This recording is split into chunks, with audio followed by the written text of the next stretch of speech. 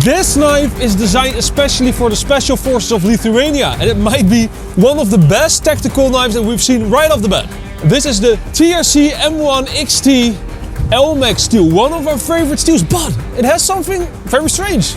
It's 57, 58 HRC, which is softer, but that's done on purpose to comply with the specifications needed for the special forces. We gotta hurry because it might be starting to rain. We're gonna take a different approach. We're gonna mix bushcraft survival and maybe some military stuff in one video. And we're gonna set up camp in the woods. We gotta hurry. But first we gotta see how sharp it is. Okay, so the lower the better. Oh my god, Martin, that is too sharp for a military knife. Well, maybe this time I disagree, because I've seen some more TRC knives with this sharpness and they are always crazy good. Oh my god, that is so crisp.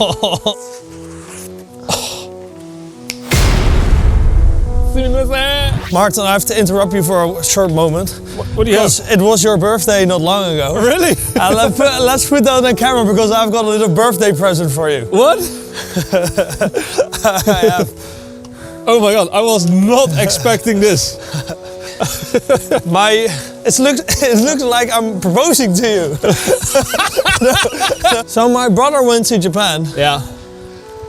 And I sent him on a quest, and that quest was to get some good Dragon Ball Z characters. Oh my god. Because we're a big fan of that. Oh my god, yeah, we are. Like, it's a childhood.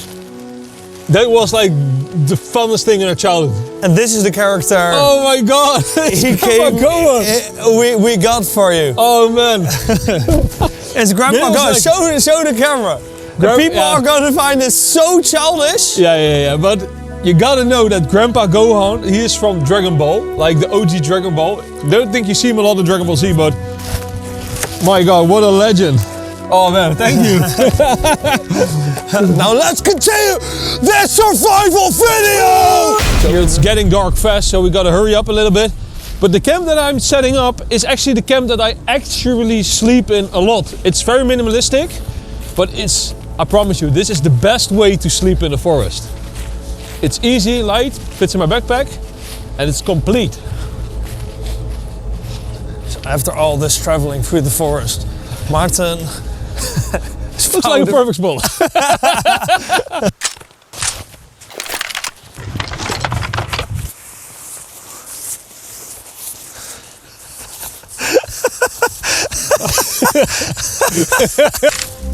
So this is basically all that you need for a comfortable night's sleep in the forest, in my opinion. Yeah. Only if it gets cold you need an underquilt. But this is my tarp in the condom, yeah? This is my hammock included with bug net. The tree slings, the tree straps. Tree straps. Tree straps. And my sleeping bag.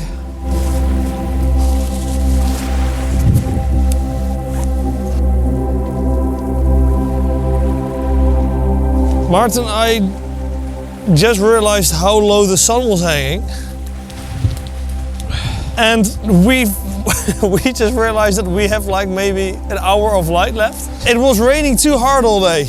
So on a summer day, it would actually be enough if you just put your hammock over your sleeping bag in this, you're good to go. But it's not summer. So now I need the knife, I need 10 packs for this nice little tarp that is hiding away in this condom. So this American oak, and that does not belong here. It was a very awkward position, but that was extremely slicey, so I want to try a push cut. This episode is sponsored by our own DPK shop.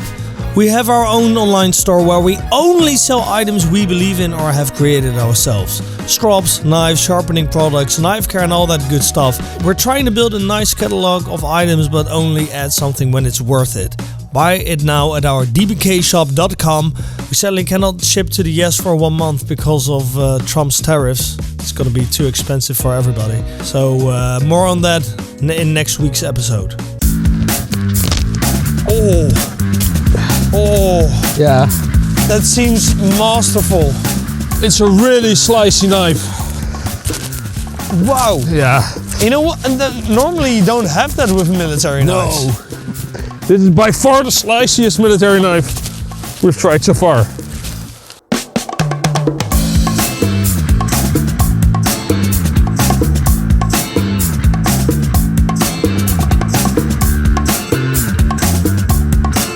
Oh my god. Look at how deep that knife is there. That was one cut beyond the 10 pack. Hey, and one thing that we are not really accustomed to is a Tanto. I noticed that it is perfect for making this V for the 10 pack. The control of this knife is beyond what normal military knives have. But also the price, because a normal military unit does not order this knife. For carving, this knife actually scores really high for military style knife. Like, I would give this like 7, 7.5, which doesn't sound like it's very high, but it's very high for a military knife. Like, the handle is the thing that keeps it back from being a real good carver.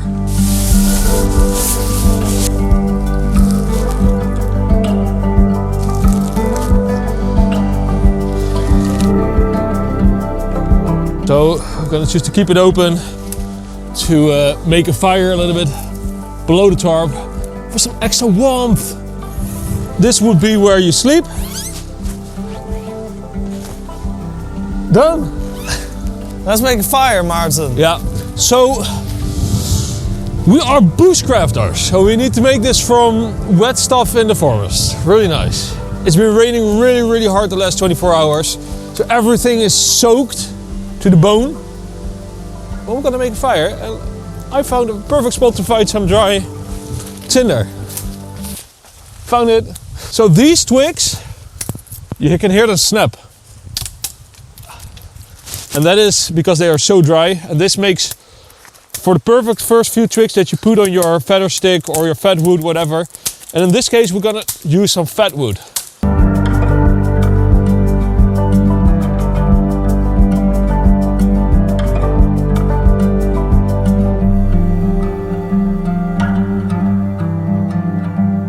Mikkie found this piece, but it was very wet. And it feels wet, but it also smells like good fat wood. Oh.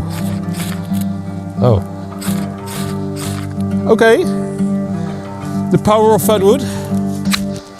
It's not a great fire scraper. It scrapes with the jimpings. So that's not great for a fire steel. But it does do enough, as you can see, to light a fire in a very wet forest. Martin is on the search for more fat wood. And this looks like proper fat wood.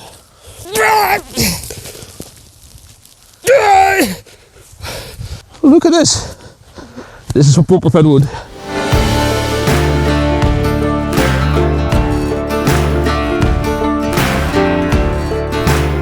In theory, I wouldn't really need a feather stick.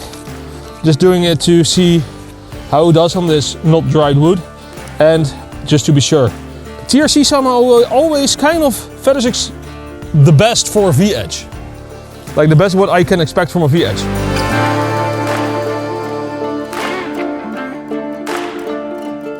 Yeah, the bottom is very soft and mushy, but it worked, it worked. Oh, a feather stick that I made, especially for this moment.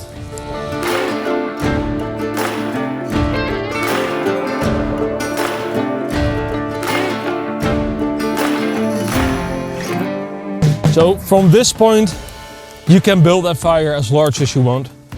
But I do want to make one thing clear before we get, before people tell us that we set a bad example. If it would be a dry forest, you would have to clear out this area of leaves, whatever, for this fire not to spread. Yeah, this is my own private property, so I have to be less cautious because the only one I'm hurting is myself and nature. But normally you would ideally make a stone barrier or clear out some of the forest stuff.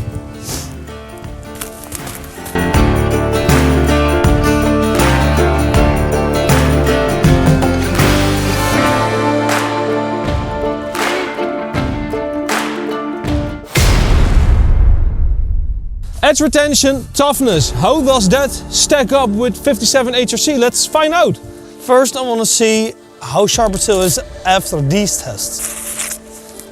Okay, nothing that a strop wouldn't fix. dbkshop.com. And support these two boys directly by getting some good stuff that you can actually use for your knives. Oh, naughty boy. Yo.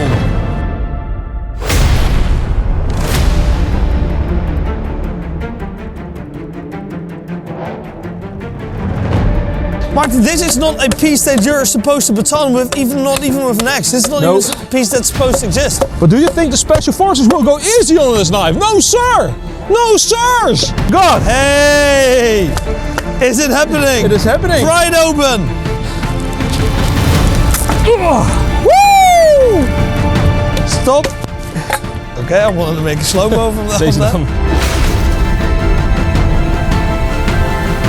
Yeah, so this might be a problem too. Yeah.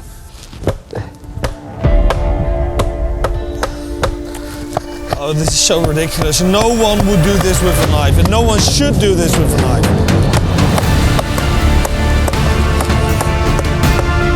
So maybe this knife is just too small to handle this wood, but we have a solution for that. Old 10 pack.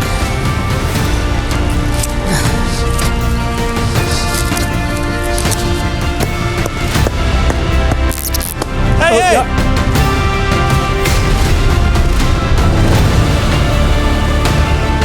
And that's how you think in solutions, not in problems.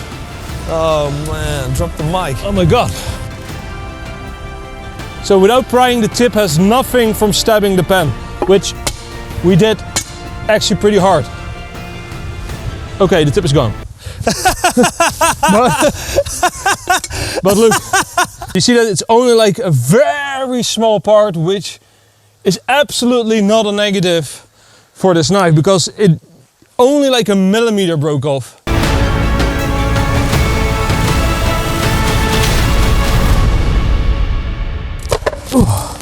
It didn't give a shit. No edge damage whatsoever?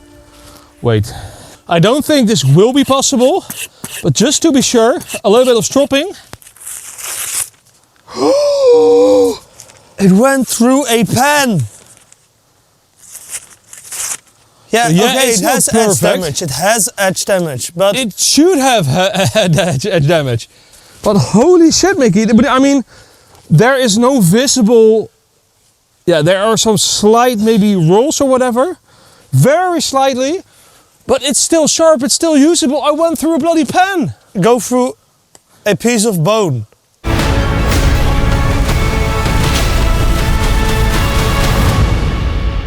It did more damage in the pen. Okay. But it's very small. Look at this. Okay, yeah, I think it's pretty okay. So there's only one question left, because we have never seen an Elmax knife or any stainless super steel knife that held up so great against bone and pen. Yeah? Yeah. But the question remains, how good is that edge retention still?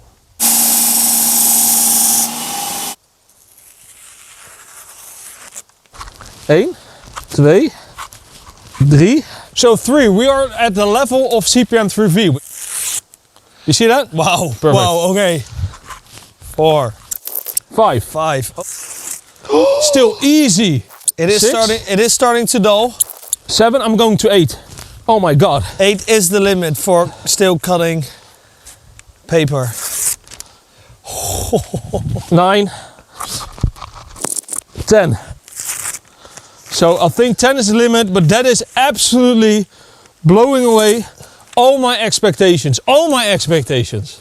Yeah, so I think the sweet spot is around 8 rope Yeah, cuts. but Mikkie, like if this is 8 and like 61, 62 HRC is 10 or 11, this is very much not a bad compromise. Let's go to the conclusion. TRC did it once again. Like they proved again that they are one of the best knife makers on this planet. With the M1 XT, X for and then T for Tanto, which is Tanto good, almost as Tanto good as our giveaway. We are giving away 2 highly rated Falcon even H1 Elmax thanks to DBK, the newly released TRC Classic Freedom DLC thanks to TRC, a Benchmade Dacium thanks to Benchmade, a Lion Steel B41 thanks to DBK, a Alliance to Agile thanks to DBK. 2000 BPS Bushmate 2.0 thanks to BPS and DBK. And 2 times a newly released T-Rex Crawler thanks to Master Fiber. Aber Martin, das ist geweldig. I know these knives are pricey, so let's straight away address the elephant in the room. It is an expensive knife. It's like a semi-custom knife. It is handmade. It's handmade. When you buy a TRC, you kind of buy perfection. Like the heat treatment is done right, the details on the knife are right.